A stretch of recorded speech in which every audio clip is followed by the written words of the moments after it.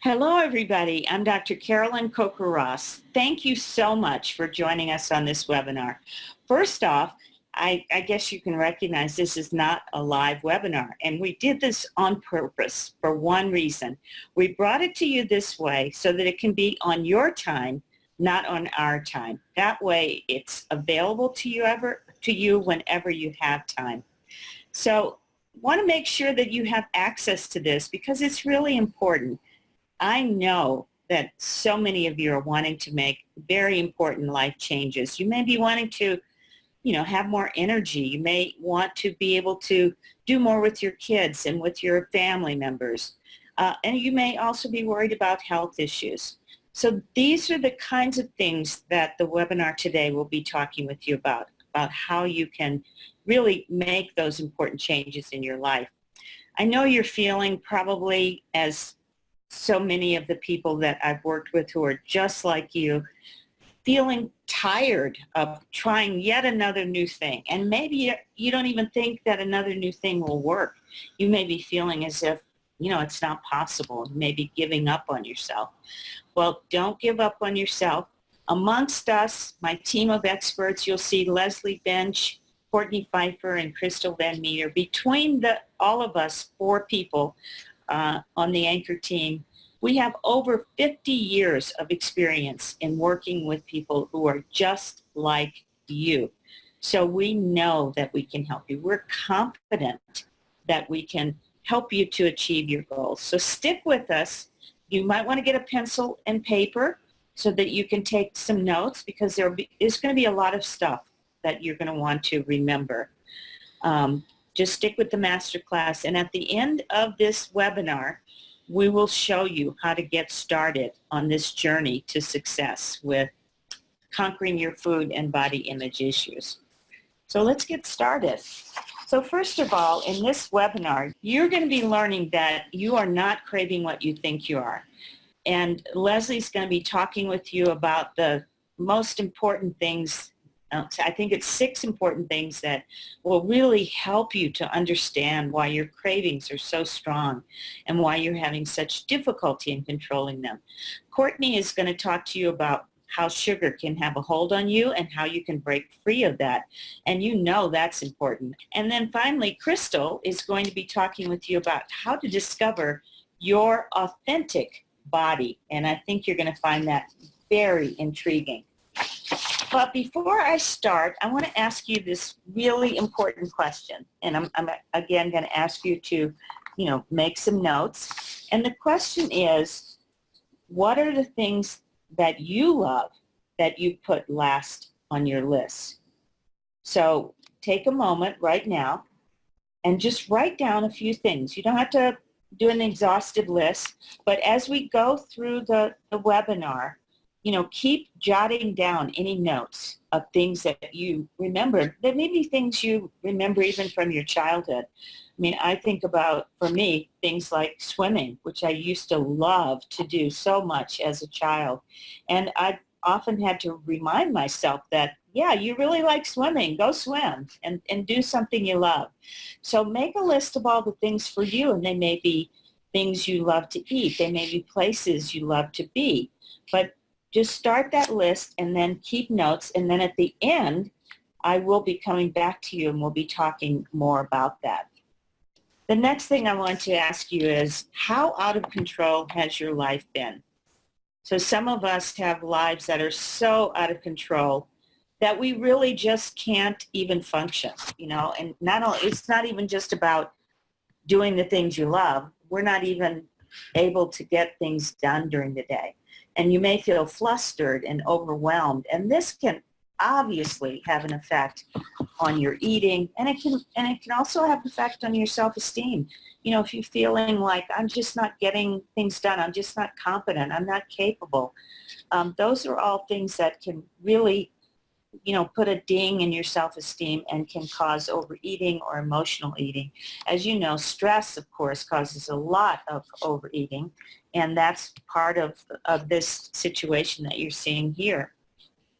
So it may have gotten to the point in your life where even your health has been affected, and that's, I talk to a lot of people just like you who are worried about their health, or maybe they've been told by their doctor that they need to lose weight for health reasons. And that seems like, oh, I want to so badly, and yet I'm not able. I've tried this, I've tried that. I talked to someone just today who was saying, I've tried dieting, I've tried exercising really hard, and the weight is just not budging.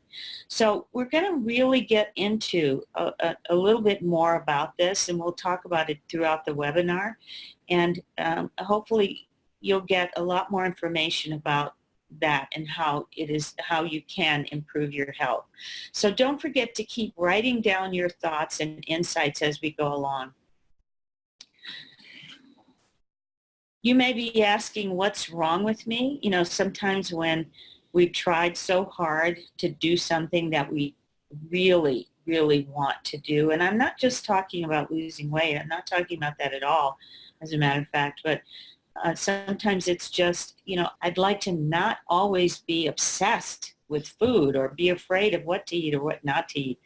And, that question, what's wrong with me, comes up a lot because, the people that I work with who are just like you often say, well, my family doesn't even understand me. They don't know why I can't get this under control. They don't understand why this is so hard for me. And that makes you think, what's wrong with me? Well, again, I want to reassure you, you're not alone. It's not easy to make changes. But, the first step to making a change, the first step towards getting somewhere is to decide that you are not going to stay where you are. So let me just read that again. The first step towards getting somewhere new is to decide that you are not going to stay where you are.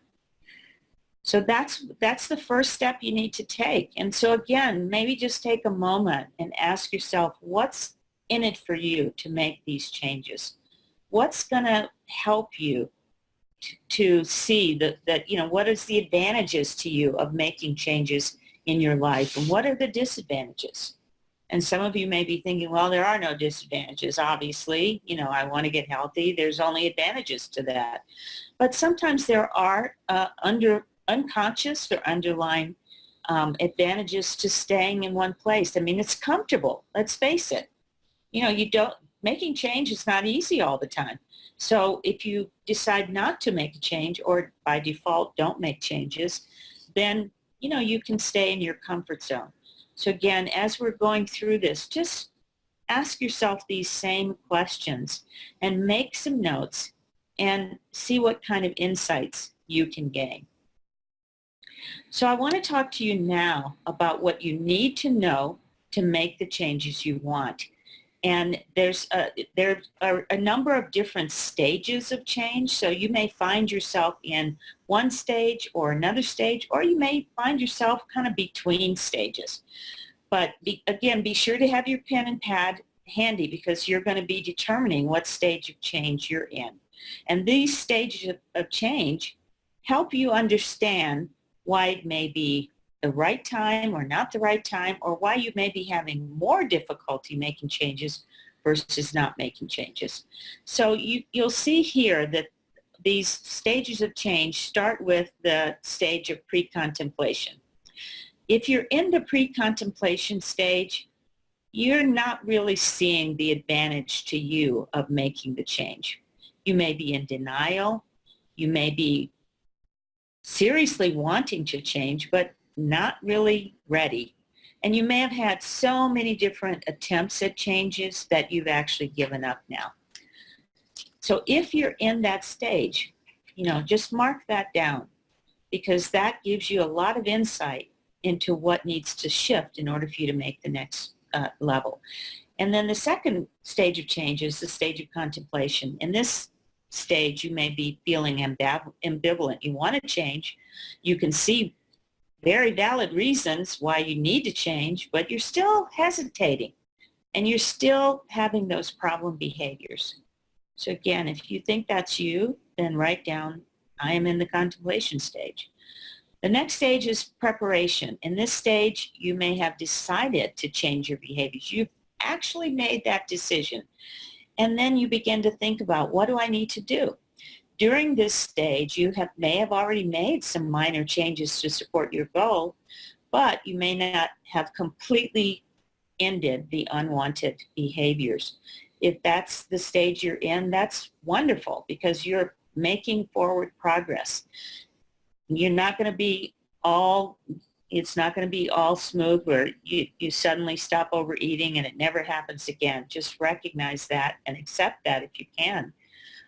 Because it's more of a backward and forward process. It's not just a straight, process. The next stage of change is the action stage, and that's where you're actually taking action, taking significant steps to end the problems that you're having. You may be avoiding triggers. You may be reaching out for help. It may be why you actually came on the webinar tonight. And you may be taking steps to avoid the things that you don't want to do. So if you're in that stage, great, keep going. And then the maintenance stage. That stage is often one that we neglect. Well, maintenance really requires that you maintain the changes you've made. You may continue to face challenges in the maintenance phase, but at this point, you should have successfully been able to sustain the behavior changes you've made. And then finally, we have to talk about the relapse stage. And that's one that most people never think about. When you make these behavior changes, like you start an exercise program, in your mind, you never say to yourself, well, one day I'm going to relapse and stop exercising. But it's important to think about the relapse stage so you're not caught unawares. Because when you're caught unawares, and you find yourself going back to old behaviors, many people that I've worked with, just like you, will say to themselves, well, I've already screwed up, so I might as well just forget about it. And that's not what sustained behavior change requires. The relapse phase is all about getting back on your program, even if you've had some problems. It's about restoring those behaviors. And this can happen. Relapse can happen at any time. And you shouldn't be afraid of it, and you should use it to understand, maybe gain insights into the things that trigger you. So those are the stages of change, and I hope through listening to this, you've been able to recognize which stage you're in right now. And once you see which stage you're in, then you can say to yourself, okay, well, I'm in the contemplation stage, so I need to ask myself, really, what are the pros and cons? I need to get clear about what are the advantages to me making change, and also clear about what may be holding me back from making changes. So let's go back now to, again, asking yourself, what is it that you love that's now last on your list? What do you really love that you put last on your list? So look at your list and see if you can gain any insights about that. How much of your time, for example, is devoted to doing the things you love, and how much of your time is devoted to obligation or, work or things you think you should do or things you think you have to do? How much of your time and energy are you spending on obsessive thoughts about food or, unpleasant thoughts about your body, dissatisfaction with your body or again, worries about your health? So that's what we're here to talk to you about today, and we're going to keep going. So stay with us. There's more to come. I hope that you've, started to really get a picture of what's available to you here, because what's available to you here is something that's completely different than what you've experienced before. So how are you doing? What are you learning? I hope you're with us. You're continuing to make notes with for a long time. Oh, before I do that, I'm sorry. I forgot to tell you about a wonderful success story from PG, who lives in Atlanta. And I just want to give you a little flavor of what people have gotten from the kind of work that we do in the Anchor program. So less than a year, she says, less than a year after working with Dr. Ross, I've never felt so confident that I'm finally on to the lifetime solution, a true end to dieting without contrived alterations in my food choices. So that's a wonderful, success story. And what's great about it is I think all of us that you see here on the webinar really are passionate about our work. And for me, there's really nothing better than getting a comment like this and seeing people change, people just like you who come in being afraid, being distrustful, being skeptical, and then at the end, less than a year, and by the way, I've worked with PG for almost 7 years now, and it's amazing to see the changes that she's made, and that's so rewarding for me, as I know it is for my team members. Thank you so much again for joining me on this webinar. In the next webinar that you will receive, Courtney Pfeiffer, registered dietitian who specializes in the treatment of eating disorders, will be talking to you about how sugar may have a hold on you and how you can break free. Look for that webinar, which you'll receive shortly.